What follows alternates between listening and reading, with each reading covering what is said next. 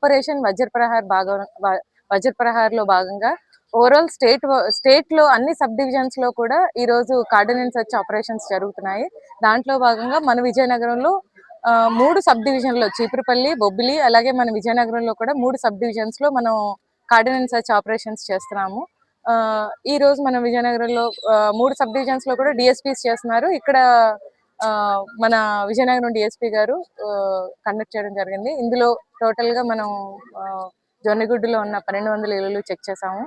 దాంట్లో భాగంగా మనం ఒక 22 బైక్లు, అంటే నేమ్ ప్లేట్స్ లేనివి కానీ, లైసెన్సెస్ పేపర్స్ అవి లేనివి కానీ, లేదా అనుమానాస్పదంగా ఉన్నాయని కానీ బైక్లు సీజ్ చేయడం జరిగింది. అందరితో మాట్లాడడం జరిగింది. మాదక ద్రవ్యాల దుర్వినియోగం గురించి వాళ్ళకి ఎక్స్ప్లెయిన్ చేయడం జరిగింది.